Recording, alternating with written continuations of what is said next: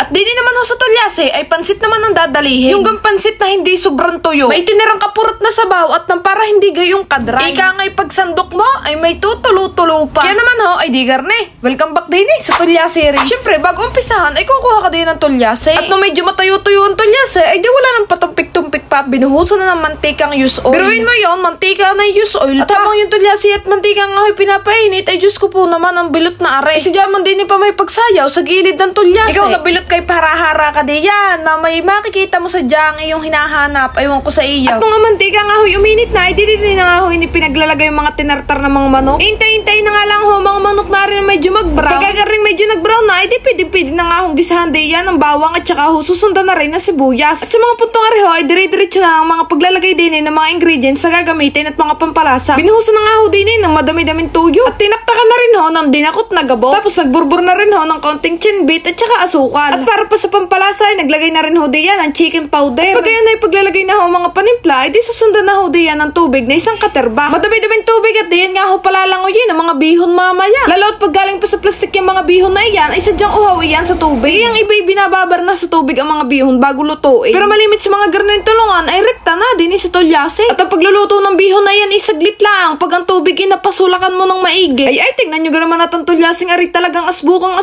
Ay sadyang hindi kinulang sa usukan. At pag ito nga ho ay nagbubulakan, maaari na ipagtatak ho di yan yung mga gulay-gulay na iyan. Bala yung mga gulay na gayat-gayat na yan. Kung inyo napanood yung video kahapon, ayan ho yung mga pinaggagayat ko sa video iyon. Pagkatitigan ho ninyo, pagkakaganda ng kulay, talagang hindi tinipid sa gulay. Dire-diretso ang taktak hanggat may maitaktak.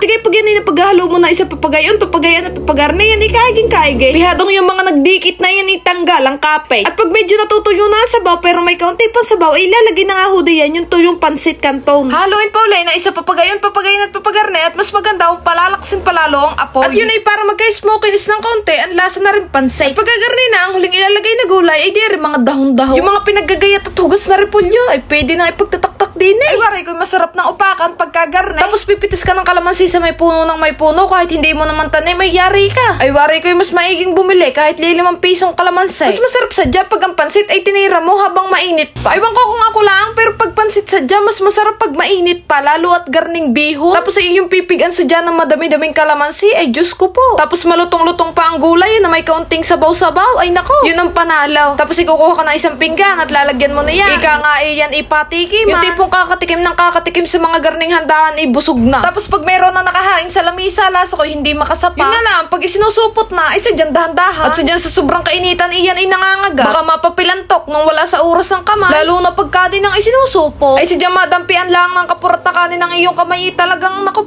po sa sakit. Ay sadyang paltukan pag gayon. Bali yun, pinagsusupot nga lang sa plastic yung mga pansit na yan. Ay kaya anong gusto ninyo sa pansit? Yung garning medyo may sabaw-sabaw o yung sadyang toyo? Pero sadyang ang best part sa garning pansit ay pag yun napigan mo ng kalamansi. Tapos at pagkatapos ay di tapos na. Joke lang, bukas uli.